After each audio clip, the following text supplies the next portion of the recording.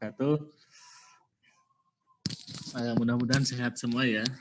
Ini memasuki pertemuan kita yang ke-13.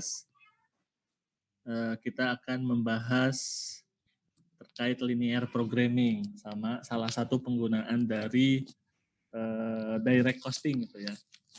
Salah satu pemanfaatan pendekatan direct costing.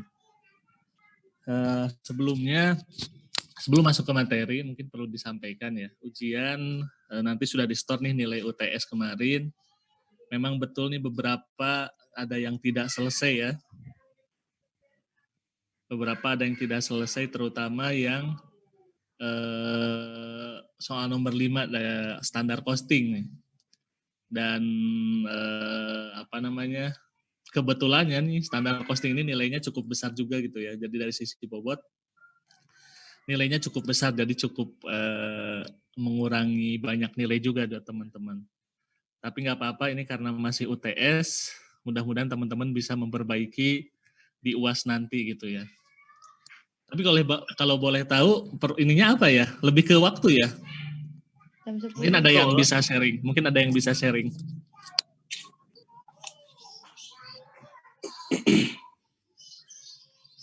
Gimana Agis pengalamannya kemarin? Waktunya ya?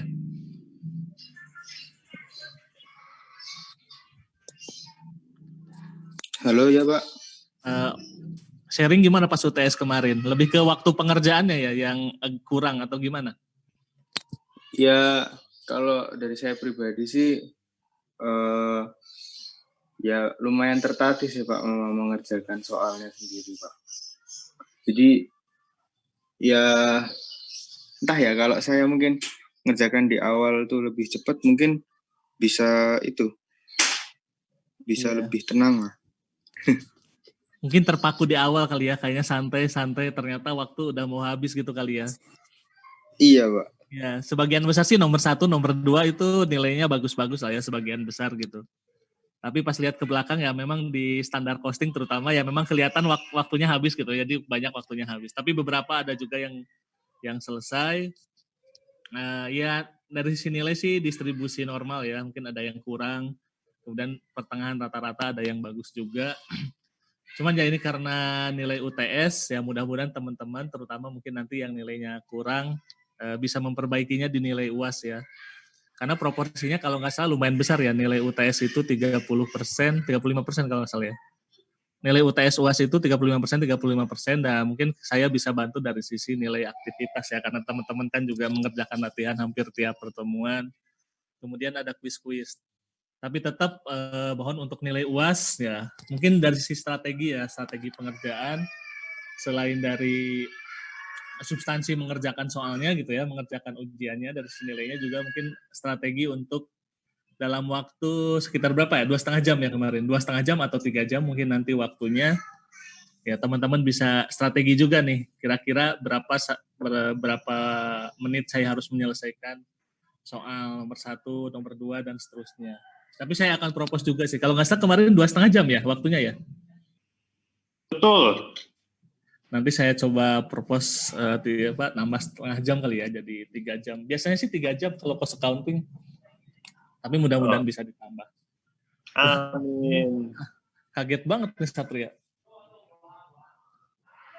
Ini semangat pagi-pagi. Oke, mudah-mudahan nanti UAS bisa ya teman-teman mengerjakan ya. Nanti saya propose deh ke tim dosen, mudah-mudahan ditambah nilai waktu pengerjaannya. Oke teman-teman, kita masuk ke materi kita untuk pagi ini.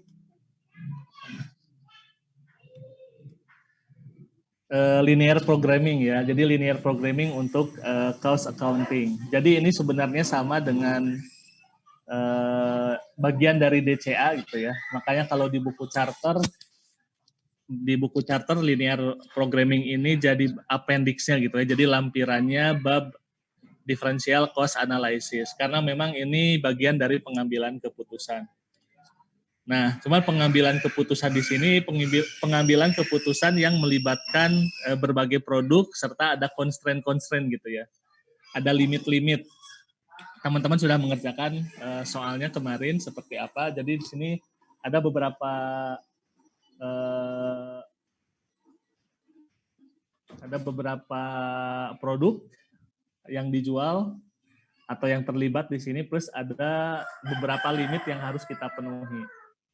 Nah, kalau mungkin kita bisa melakukan menebak gitu ya. Karena kan yang di sini yang dibahas biasanya berapa untuk memaksimalkan profit atau untuk meminimalkan biaya. Nah, kita bisa menebak berbagai pilihan. Berapa sih maksimal yang bisa kita peroleh? Kombinasi penjualan produk yang mana atau berapa yang bisa memaksimalkan income kita? Atau berapa produk yang harus kita beli atau perbandingan beberapa produk yang kita beli agar kita bisa meminimalkan biaya. Kita bisa menebak-nebak gitu ya. Nah, tapi di sisi matematika ini ada yang tools yang namanya linear programming yang akan membuat lebih sistematis gitu. Jadi berdasarkan perhitungan matematika. Nah, di G Drive yang disampaikan oleh dosen, mungkin teman-teman juga sudah lihat ya slide-nya Pak Kaudirin, tapi saya coba gunakan slide-nya Taylor, bukunya Taylor. Ini mungkin lebih untuk memudahkan teman-teman sebagai alternatif. Nah, kita akan sampaikan apa sih secara overview besarnya terkait linear programming ini. Kemudian kita sampaikan dua model penggunaan linear programming dalam pengambilan keputusan dalam akuntansi biaya, yaitu model memaksimalkan contribution margin dan model untuk meminimalkan biaya gitu ya. Nah, secara overview teman-teman mungkin bisa bayangkan kemarin ya bahwa tujuan dari bisnis, keputusan bisnis itu ada dua biasanya yang sering digunakan atau yang biasa dilakukan. Pertama, memaksimalkan profit atau meminimalkan biaya. Nah, kemarin di direct cost analysis juga kan gitu ya. Berapa tambahan revenue-nya, berapa yang lebih besar memberikan tambahan revenue, atau kalau tidak menambah revenue, berapa yang biayanya paling rendah buat perusahaan.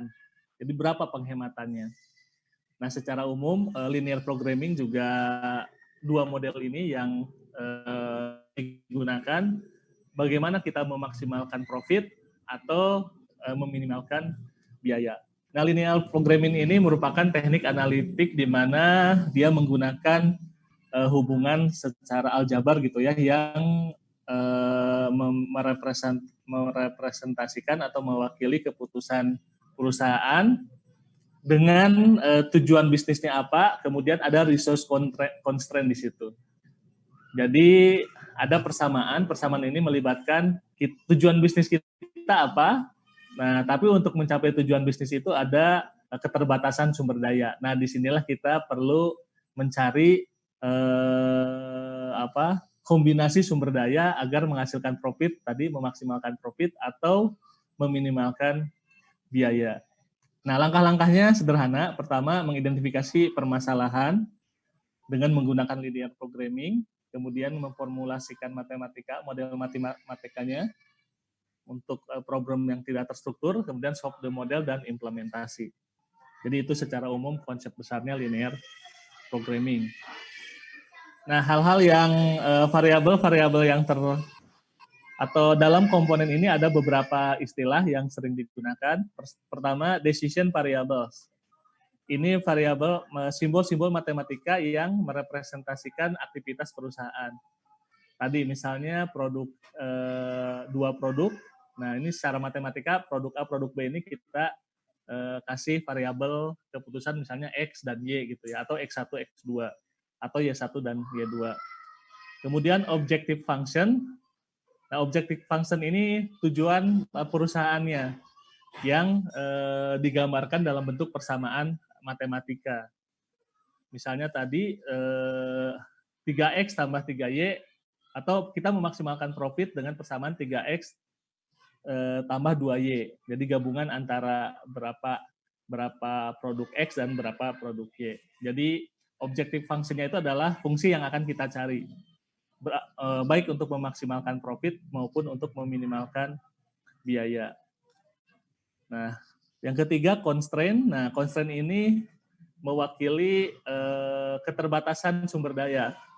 Ada batasan-batasan yang harus dipenuhi untuk memenuhi objektif function di atas. Terakhir ya parameter-parameter yang digunakannya.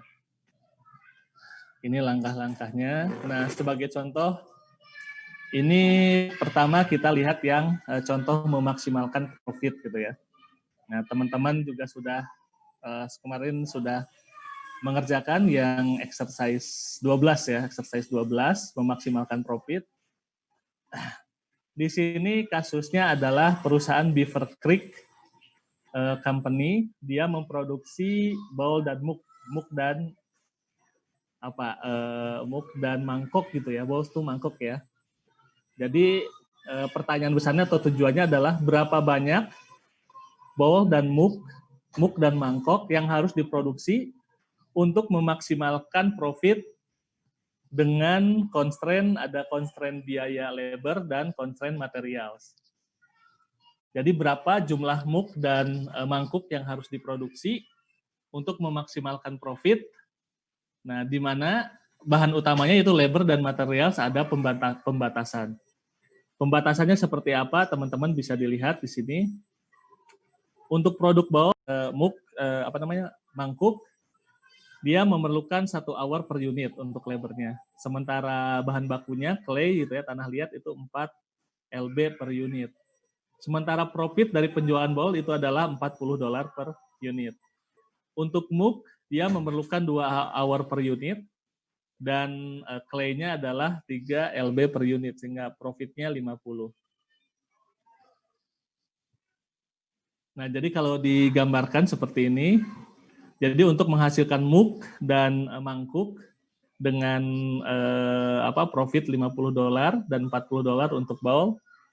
Nah, bahan bakunya adalah clay, di mana clay ini ada keterbatasan yaitu maksimal 120 LB per day. Kemudian bahan baku yang kedua yaitu bukan bahan baku ya, labornya ada keterbatasan harus 40 hours per day. Nah, nanti kita lihat dengan pembatasan-pembatasan yang tadi disampaikan. Sementara maksimalnya untuk clay atau tanah liat 120, sementara untuk labor 40. Nah, dari pertanyaan-pertanyaan itu kita bisa gambarkan model matematikanya atau model linear programmingnya. Ketersediaan sumber daya 40 hours per jam, 40 hours labor per day. Kemudian untuk clay-nya 120 lbs per clay. Decision variables-nya, nah kita gunakan X1 untuk jumlah mangkuk yang akan diproduksi per hari, kemudian X2 jumlah muk yang akan diproduksi per harinya. Maka objektif function-nya adalah untuk memaksimalkan Z. Nah, berarti $40 itu kan tadi untuk harga satu bowl-nya ya, satu mangkuk. Berarti $40 dikali jumlah mangkuk, S1 ditambah $50 dikali muk gitu ya. Hasil penjualan muk. Di mana Z sama dengan profit per day-nya. Profit per day-nya. Nah, persamaan inilah nanti yang akan kita cari berapa nilai Z maksimalnya. Kita mungkin bisa menebak gitu ya, X1 berapa, X2 berapa sehingga Z-nya maksimal. Tapi harus diingat bahwa di sini kita ada keterbatasan sumber daya atau resource constraint, di mana keterbatasan sumber daya itu bisa kita gambarkan secara matematis dalam persamaan matematis, di mana ingat ada di sini ada dua sumber daya yang diperlukan, yaitu direct labor sama direct materialnya. Untuk direct labor 1x1 ditambah 2x2. 1x1 itu dari mana? Karena untuk menghasilkan muk, untuk menghasilkan satu buah muk itu diperlukan satu jam. Nah, sementara untuk menghasilkan untuk menghasilkan mangkuk itu diperlukan 1 jam, sementara untuk menghasilkan muk dia diperlukan 2 jam. Sehingga persamaannya 1x1 ditambah 2x2 itu harus kurang dari atau sama dengan 40 jam labor. Karena tadi ada keterbatasannya adalah satu hari kita hanya punya atau perusahaan itu hanya punya 40 jam labor. Begitu juga untuk tanah liat. Karena ada keterbatasan perharinya itu 120 lbs tanah liat, maka dimasukkan ke persamaan 4x1 karena X untuk menghasilkan bowl ini perlu 4 lb tanah liat dan untuk menghasilkan muk perlu 3 lb tanah liat, maka 4 kali jumlah muk yang diproduksi ditambah 3 kali jumlah 4 kali jumlah mangkuk yang diproduksi ditambah 3 kali jumlah muk yang diproduksi, perharinya itu tidak boleh lebih dari atau harus kurang dari atau sama dengan 120 pounds of clay. Kemudian non-negativity constraint jelas karena X1, X2 nggak mungkin negatif, maka dia lebih besar atau sama dengan 0. Nah, persamaan inilah yang teman-teman harus bisa identifikasi di awal gitu ya. Berapa objective function-nya, atau seperti apa objective function-nya, dan kemudian bagaimana resource constraint-nya. Kalau teman-teman bisa mengidentifikasikan ini dengan baik, ya nanti akan lebih mudah untuk perhitungan ke depannya. Oke, maka ini complete linear programming-nya untuk modelnya tadi. Berarti untuk memaksimalkan profit itu persamaannya adalah Z sama dengan $40 X1 ditambah $50 X2. Berapa nilai Z maksimal yang bisa diperoleh perusahaan dengan keterbatasan constraint persamaannya berikut. 1x1 tambah 2x2 tidak boleh lebih dari 40, dan 4x1 tambah 3x2 tidak boleh lebih dari 120. Nah, setelah persamaan ini kita peroleh,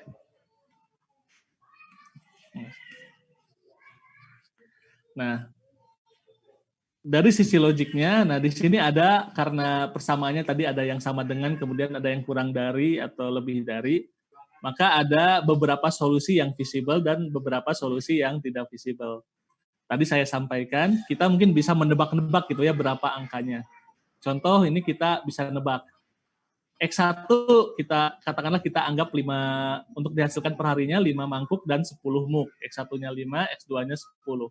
Kita masukkan ke bisnis objektif kita, 40 X1 tambah 50 X2, berarti 40 kali 5 ditambah 10 kali 50, maka dapat $700. Tapi apakah ini profit yang paling maksimal? Belum tentu. Nah, tapi kita perlu lihat juga, kita cek lagi nih X1, X2-nya kita masukkan ke constraint-nya. X1-nya masukkan 5 di sini, kemudian X2-nya dimasukin 10, maka nilainya 25. Apakah 25 lebih kecil atau sama dengan 40 hours? Ya, berarti ini di dalam constraint. Maksudnya masih memenuhi constraint-nya.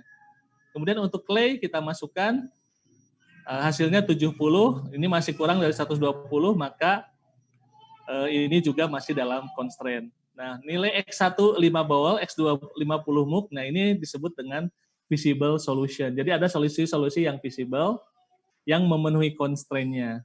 Tapi pertanyaannya kan apakah nilai ini merupakan profit yang paling maksimal?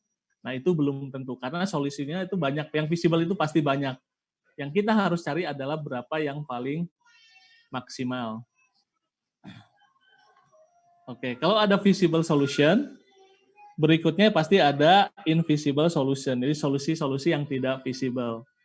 Misalnya kita coba secara acak masukkan, gimana kalau X1-nya 10 mangkuk dan X2-nya 20 muk gitu ya. Maka Z-nya adalah 1.400. Nah ini Z-nya lebih besar kan dari yang sebelumnya, 5 muk sama 10 muk. Tapi apakah dia memenuhi constraint-nya? Kita cek, coba masukkan 10 tambah 2, 20 sama dengan 50. Nah, ternyata dia tidak memenuhi maksimal jumlah labor yang ada, karena jumlah labor yang adanya 40 jam, sementara ketika kita masukkan bowl dan mux ini, jumlah yang dihasilkannya atau labor yang diperlukannya 50. Maka solusi ini, di mana X1 10 mangkuk dan X2 20 muk, itu tidak visible, karena dia tidak memenuhi standar constraint-nya. Nah, bagaimana kita untuk mencari yang maksimal profit di antara tadi visible solution dan invisible solution? Ya caranya yaitu dengan menggunakan grafik gitu ya. Teman-teman juga sudah buat ya solusi grafik menggunakan learning programming models. Nah, cuman perlu diingat bahwa solusi grafik ini hanya bisa dilakukan kalau dia melibatkan dua variabel gitu ya, dua variabel keputusan X1, X2 misalnya X dan Y. Karena kalau lebih dari dua, misalnya 3, ya kita harus bikin grafik yang 3 dimensi. Kalau 4 ya bikin 4 dimensi, ya itu agak susah gitu ya. Makanya untuk solusi grafik ini akan bisa digunakan kalau khususnya untuk yang hanya melibatkan dua variabel keputusan. Dua variabel keputusan. Oke, graphical method menyediakan visualisasi bagaimana solusi untuk linear programming, untuk program linear programming diperoleh gitu ya. Oke. Nah, dari persamaan matematika dari objektif function kita di mana Z sama dengan 40x1 tambah 50x2, kita gambarkan ke garis X1-nya katakanlah yang horizontal, kemudian X2-nya yang vertikal. Nah, kita masukkan ke garis ini. Yang pertama kita lakukan adalah kita masukkan constraint-nya. Masukkan constraint-nya yaitu dengan membuat garis persamaan garis lurus untuk masing-masing constraint. Jadi 1x1 tambah 2x2 kurang dari sama dengan 40. Garisnya seperti apa? Nah, teman-teman yang sudah pernah belajar matematika mungkin udah tahu ya. Jadi tinggal ditarik garis X1 tambah 2X2 sama dengan 40. Jadi kita asumsikan ini untuk membuat garisnya ya X1, kalau X1-nya 0, X1-nya 0 di sini berarti X2-nya berapa? X2-nya 40 per 2, 20. Berarti titiknya adalah X1 0, X2-nya 20. Begitu juga sebaliknya kalau X2-nya 0 berarti X1-nya berapa? 40. Titik di sini tinggal ditarik garis dari 20 ke 40. Nah, karena ini garisnya garis sama dengan gitu ya. Maka kalau garisnya kurang dari 40, nah maka yang menjadi ininya adalah di bawah garis X1 tambah 2X2 sama dengan 40 tadi. Karena area ini, yang biru ini merupakan area X1 tambah 2X2 kurang dari sama dengan 40. Nah, berikutnya kita gambar juga untuk constraint yang kedua. Garis untuk 4x1 ditambah 3x2 kurang dari 120. Garisnya ini 4x1 tambah 3x2 karena ini ada kurang dari sama dengan 120, berarti areanya yang di bawah garis itu. Ini sama, bikin titik garisnya. Nah, kemudian berikutnya adalah kita gabungkan garis constraint yang pertama yang terkait labor dengan garis yang kedua terkait clay-nya. Nah, maka didapatkan area irisan di antara dua constraint itu.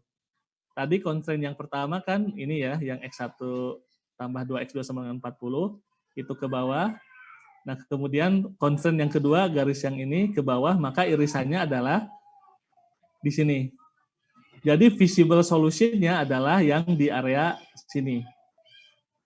Visible solution untuk memaksimalkan profit Z sama dengan $40 ditambah $50.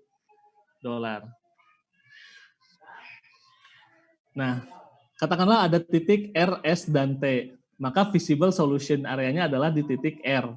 Sementara S itu di luar constraint kita, dan T itu juga di luar constraint kita. Makanya solusinya kita cari di antara area ini. Nah, tinggal mana yang paling maksimal. Titik mana yang paling maksimal itu yang harus kita cari. Nah, cara mencarinya adalah kita coba bikin garis 40x ditambah 50x2.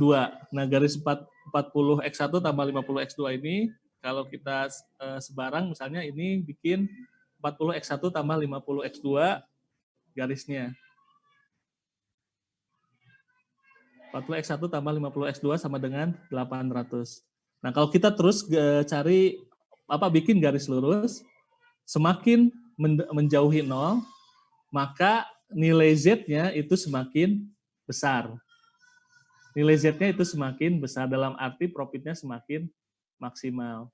Nah, cuman kita tetap tadi harus mempertimbangkan constraint-nya, berarti titik mana yang paling memberikan profit maksimal.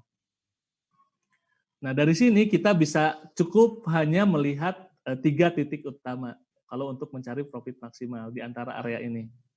Pertama titik di sini, titik di 30 sama titik yang pertemuan antara constraint-nya. Ya. Titik yang di X2, titik yang di X1, sama titik pertemuan constraint-nya. Nah, itulah yang harus teman-teman perhatikan. Caranya tinggal dihitung ketiga titik ini, mana nanti yang akan menghasilkan profit maksimal.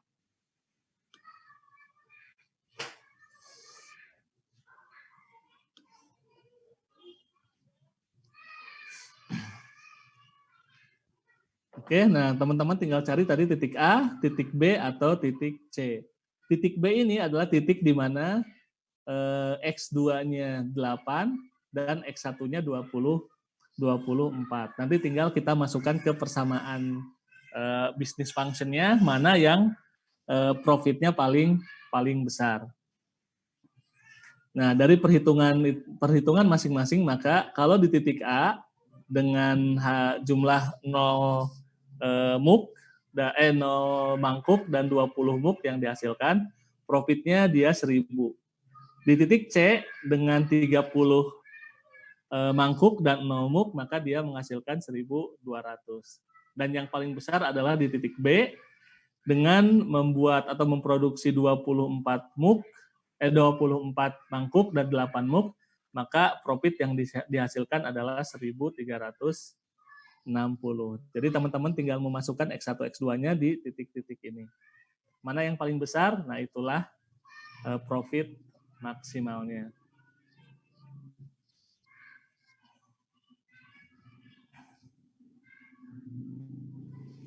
Oke, select variable nggak perlu, ini standar. Oke, sampai sini kalau untuk memaksimalkan profit ada pertanyaan?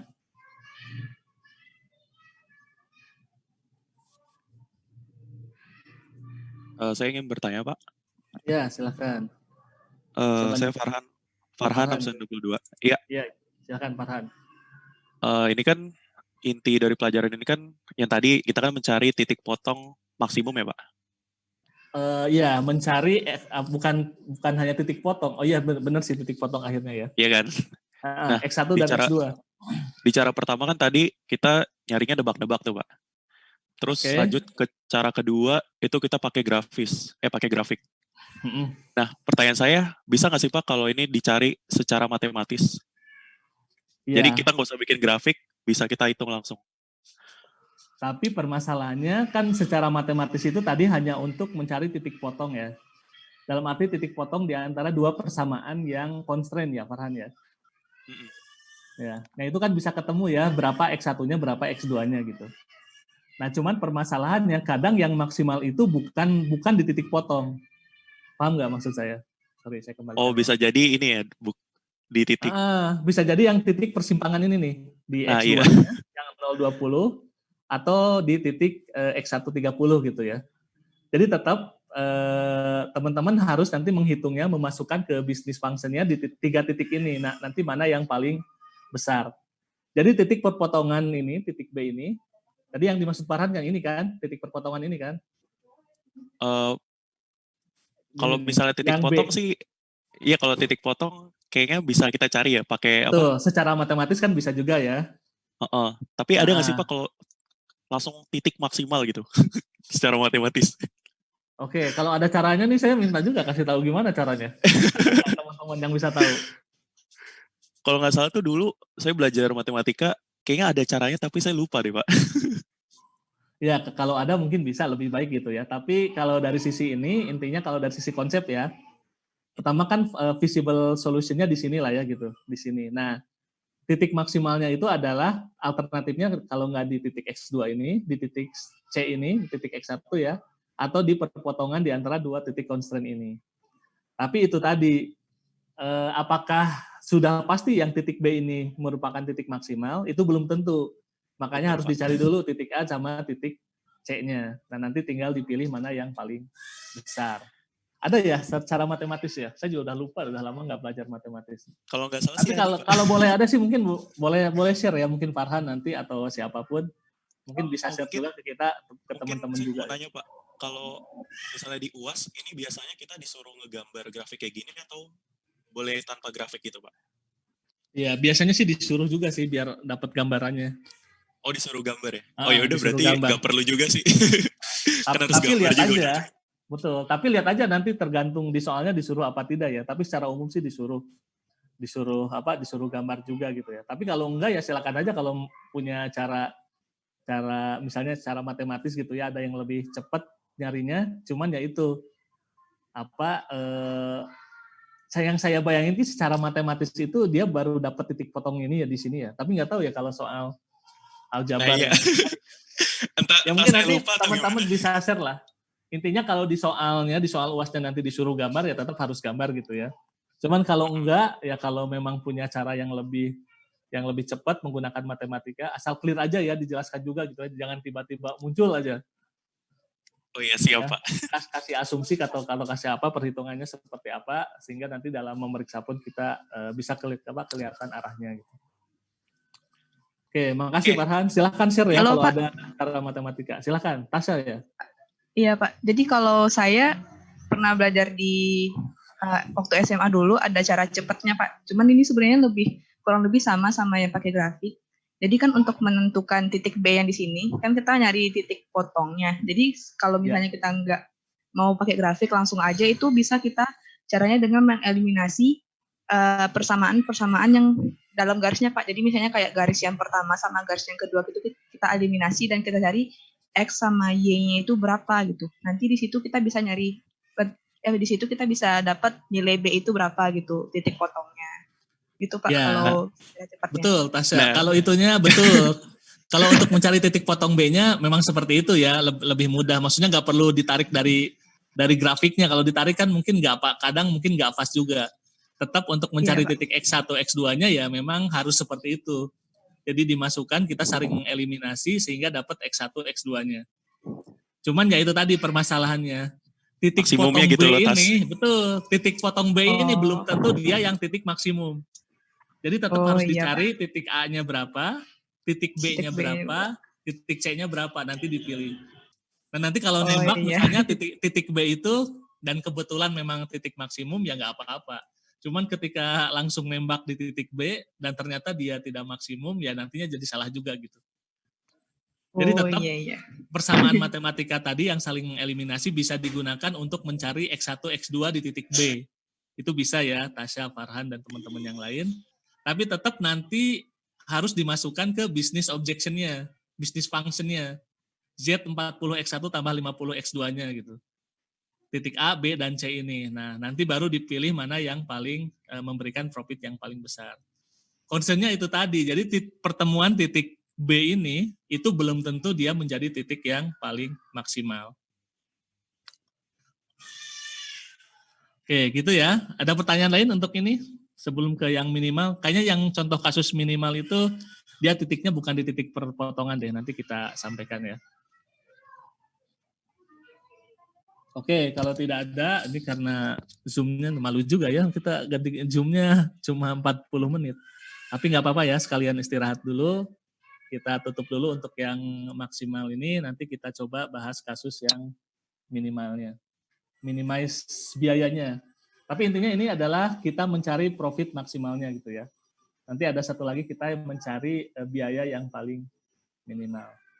Kita stop dulu di sini ya, sambil istirahat mungkin sekitar 10 menit lah. Oke, saya tutup dulu.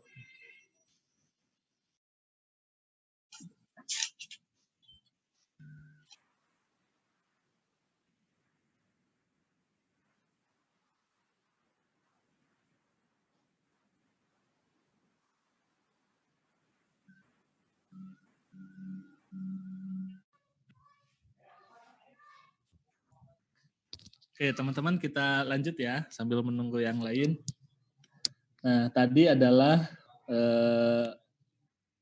model linear programming untuk memaksimalkan profit gitu ya. Dengan bisnis function tertentu, dilihat dari sisi penjualan produk A, bagaimana kombinasi penjualan produk A dan penjualan produk B yang bisa memaksimalkan profit dengan keterbatasan sumber dayanya tadi. Nah, sumber daya tadi itulah yang menjadi constraint untuk mendapatkan profit yang maksimal itu. Nah, model yang lainnya yaitu model untuk meminimalkan biaya. Untuk meminimalkan biaya. Jadi ini business function-nya adalah bagaimana agar biaya atau berapa biaya yang paling minimal. Berapa biaya yang paling minimal. Nah, di sini ada contoh, ada 2 brands gitu ya, 2 merek pupuk fertilizer ya yang tersedia, ada Supergrow dan Crop Quick. Nah, field membutuhkan atau lahan membutuhkan setidaknya 16 pounds nitrogen dan 24 pounds of fosfat. Jadi di sini minimal si lahan itu dia memerlukan 16 pounds nitrogen dan 24 pounds fosfat. Harga Supergrow itu per bagnya, per karungnya itu sebesar $6, sementara Crop Quick itu $3 per bagnya. Nah, jadi ini bayangkan ini harga ya, ada pupuk Supergrow $6 per karungnya, kemudian pupuk Crop Quick itu $3 per karungnya. Nah, problemnya berapa banyak masing-masing brand itu untuk dibeli untuk meminimalkan total biaya pupuk dengan data constraint seperti di bawah. Nah, jadi yang perlu dilihat adalah berapa karung pupuk Supergrow, kemudian berapa karung pupuk Crop Quick yang harus dibeli. Atau jangan-jangan perlu semua Supergrow yang dibeli, jadi nggak perlu beli Crop Quick. Atau perlu beli semua Crop Quick, tidak perlu Supergrow. Oke. Nah, Supergrow sendiri itu dalam satu karungnya itu memiliki 2 lb nitrogen per karungnya dan 4 lb fosfat. Jadi dalam satu karung Supergrow itu ada 2 pounds nitrogen dan 4 pounds fosfat. Di pupuk Crop Quick itu satu karungnya itu ada 4 pounds nitrogen dan 3 pound fosfat. Jadi dalam satu karung itu 2 pound nitrogen, 4 pound fosfat untuk Supergrow, dan Crop Quick 4 nitrogen dan 3 fosfat.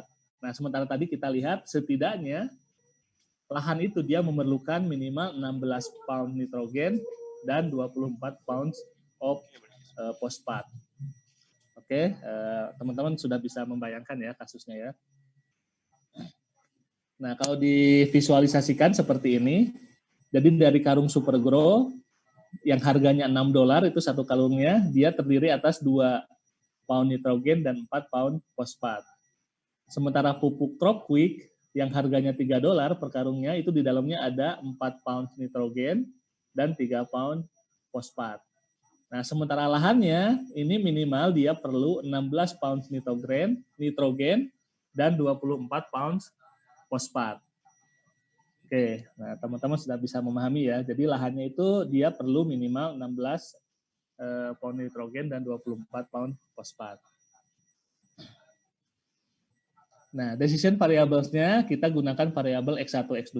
X1 untuk jumlah karung yang dibeli, jumlah karung Supergrow yang akan dibeli. Sementara X2 jumlah karung Crop Quick yang akan kita beli. Jadi X1, X2 persamaannya.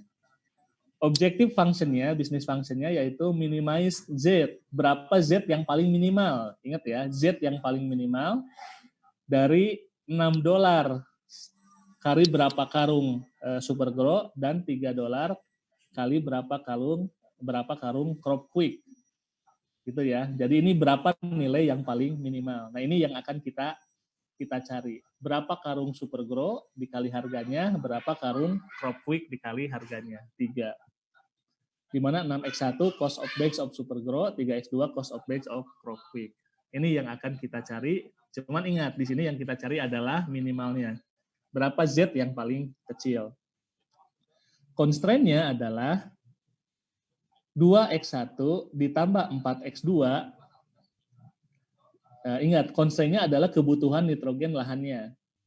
2X1, jadi 2X1 itu kan, X1 itu Supergrow, dia memiliki 2 pounds nitrogen. Jadi 2 pound nitrogen di karung X1 ditambah 4 pound nitrogen di karung Cropquick X2. Ini lebih besar dari sama dengan 16. Ingat, karena tadi kan minimalnya 16. Maka ini dia lebih besar atau sama dengan 16 nitrogen constraint-nya. Sementara untuk kebutuhan fosfatnya, 4 pound fosfat di satu karung Supergrow ditambah 3 pound fosfat di karung Cropquick. Ya, ini harus lebih besar sama dengan 24. Karena tadi kebutuhan lahannya minimal 24 pounds. Nah, ini constraint untuk fosfat. Jadi agak beda dengan tadi yang awal, memaksimalkan kan tadi lebih kecil atau sama dengan gitu ya. Jadi ada keterbatasan sumber daya. Tapi kalau ini adalah kebutuhan minimalnya. Agak beda ya. Ini adalah kebutuhan minimalnya. Kalau yang tadi yang memaksimalkan profit adalah keterbatasan sumber dayanya. Nah, yang minimal ini adalah kebutuhan minimal sumber daya yang diperlukan. Oke, seperti biasa dari persamaan ini, untuk mencari nilai Z yang paling minimal, kita gambarkan 2 garis constraint-nya, garis 2X1 tambah 4X2 sama dengan 24, dan garis 4X1 tambah 3X2 sama dengan 24. Kita gambarkan garisnya. Nah, cuman perlu diingat di sini persamaannya adalah lebih besar atau sama dengan 16. Dan yang bawah lebih besar atau sama dengan 24. Berarti visible area-nya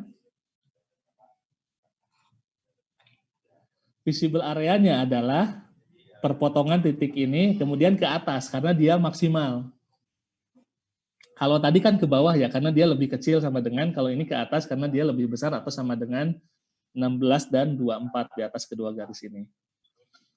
Cara menghitungnya sama, yang teman-teman perhatikan adalah titik perpotongan di titik X2, titik perpotongan di garis X1, dan titik perpotongan di antara 2 garis. Nah, kalau tadi Tasya sama Farhan kan bilang ya udah pasti yang maksimal itu adalah yang di titik perpotongan di antara 2 garis. Nah, perlu diingat bahwa titik itu belum tentu titik minimal atau titik maksimal ya kalau kasusnya yang tadi. Siapa tahu titik maksimal atau minimalnya ada di titik ini, di titik X2, di mana X2-nya berarti dia hanya membeli Cropquick, Supergrow nggak dibeli gitu kan, Cropquick sebanyak 8, atau di titik sini, di mana dia hanya beli Supergrow, tidak beli Cropquick. Nah, caranya seperti apa? Yaitu nanti kita masukkan angkanya, titik-titik ini, masukkan ke persamaan minimize Z-nya. Mana biaya yang paling kecil. Nah, ini titik-titiknya ya. Nah, setelah dimasukkan contoh yang A di mana dia hanya membeli 8 bag Cropquick, maka biayanya adalah $24. Tinggal masukkan ke persamaan, 6X1, X1-nya 0, sementara X2-nya 8, berarti 8 kali 3, $24. Jadi biayanya $24. Kemudian kita cek nilai B sama C-nya. Kalau B berapa, kalau C berapa. Nah, setelah dihitung-hitung, titik A itu 24, titik B dengan memasukkan ke angka persamaan, ini yang surplus variabel nggak usah dilihat ya, ini karena dari bahasa statistik aja, nggak mempengaruhi perhitungan. Titik B ini setelah dihitung, ini kalau digambar kan agak susah ya, karena nilainya 4,8 kali 1,6. Caranya yang paling mudah ya tadi yang disampaikan Tasya sama Farhan, kita masukkan ke persamaan matematika, jadi dieliminasi, saling mengeliminasi sehingga kita dapat berapa X1 dan X2-nya di titik perpotongan itu. Nah, di sini titik B ini diketahui X1-nya 4,8, X2-nya 1,6, sehingga Z-nya adalah 33,6. Jadi biayanya 33,6. Sementara titik C, dengan kita membeli Supergrow saja, X1 8, dan X2 yang Cropquick-nya 0, maka biayanya adalah 48,8 kali 6. Nah, ini buktinya teman-teman bahwa titik B ini, titik perpotongan itu belum tentu dia titik yang paling minimal kalau kasus ini ya. atau titik yang paling maksimal kalau di kasus sebelumnya. Di sini dilihat bahwa titik yang paling minimal atau biaya yang paling minimal adalah di titik A, di mana kita hanya membeli yang quick ya, apa tadi, quick pro ya. Jadi Supergrow kita nggak perlu beli, ya udah kita beli langsung aja 8 yang produk X2-nya. Di sini biaya yang paling murah seharga 24. Sementara titik-titik yang lainnya itu mahal ya, 33,6 sama 48. Oke, sampai sini teman-teman, ini cukup simpel sebenarnya. Sekali lagi fokusnya adalah di bagaimana nanti teman-teman mengidentifikasi atau memformulasikan tujuan bisnis functionnya, fungsi tujuannya. Pertama, teman-teman nanti harus pastikan ketika menjawab soal, pastikan apakah dia memaksimalkan profit atau meminimalkan biaya. Kalau memaksimalkan profit, cari mana yang paling tinggi profitnya.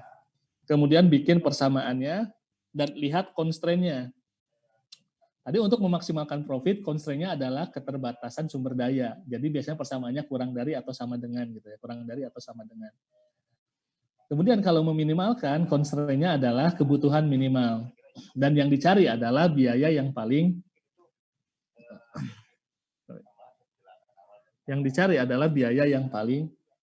rendah.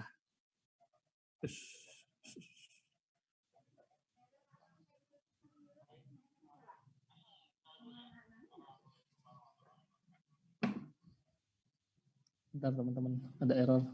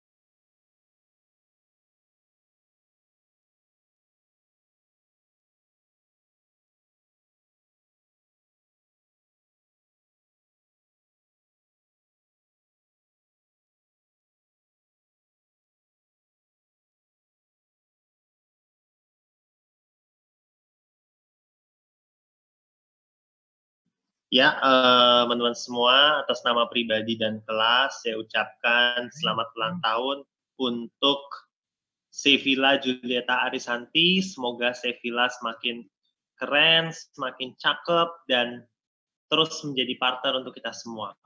Pertahankan capaiannya. Terima kasih.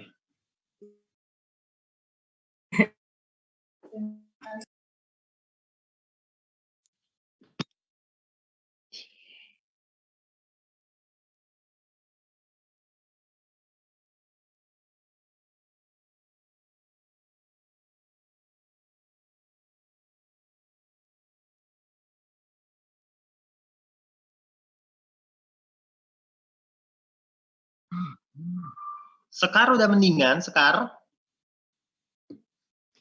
Udah. Maaf ya, guys.